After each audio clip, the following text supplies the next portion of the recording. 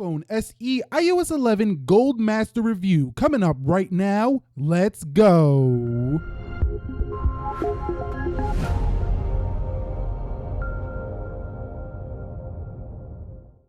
So what is up, guys? Nick here, helping you to master your technology, and just yesterday Apple seeded the iOS 11 Goldmaster edition for your iPhone SE. It comes in at a whopping 1.86 gigabytes, so make sure you have a couple of gigs available for this download. It's already downloaded here on my SE, so let's go ahead and boot it up and see what kind of time we get on the boot up test with this Goldmaster release. So I'm gonna go ahead and speed the video up just a little bit, and it came in at about 23 seconds. I was a little bit slow on hitting the timer, but 25 I got here, but it's actually about 23 seconds, which isn't as fast as when it was on iOS 9, but it's still blazing fast to boot up in under 30 seconds here.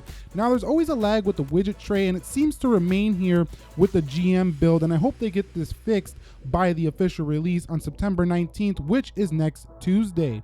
Now this is version number 15A372, so there's no A at the end, signifying this is not really a beta anymore. This is pretty much official software. But we want to know, how does it perform? So let's kind of just go through the UI and just scroll through the applications and see how it's looking. So it feels very smooth, and as a matter of fact, it feels smoother definitely on the control center notifications tray than it did on the prior versions. Going into a couple of applications here, you can see just as fast as always with the A9. So it's definitely, you know, daily driver material. So if you were wanting to download this, you're basically on the official version if you do download this, and it's very easy to get into the official version from the GM build. I'll show you guys how to do that next week. So if you want to download this, this is really definitely daily driver material here. Applications seem to work well, and the multitasking tray does seem very fluid as well within this version. So you're going to be happy with performance overall as a final verdict there.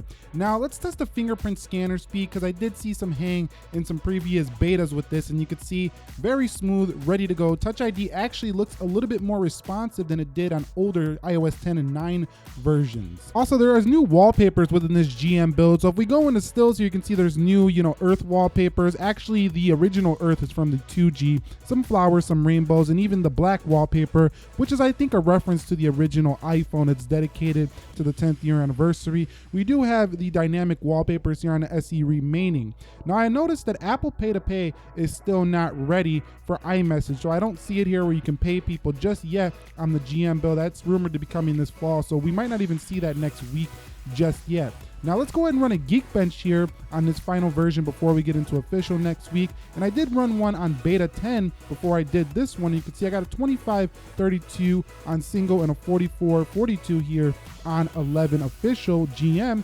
But if we go over to the left, you see I got a 2345 on single for beta 10 and a 4374. So definitely a win here for the GM build on Geekbench, as well as real world performance. Now you might be asking yourself, what about battery life? I've noticed battery life is actually getting pretty close to what it was on iOS 10 now with this GM and the later betas as well. So that's pretty much it here for the iPhone SE. I know this wasn't too in-depth. We're going to be doing that when the official does drop. I do this all the time. I don't like to cover all the features until official. But anyway, if you found this video helpful, enjoyable, do me a favor, click the like button for me. And for more content, consider subscribing if you are new. Nick here, helping you to master your technology. I will catch you all in the next episode.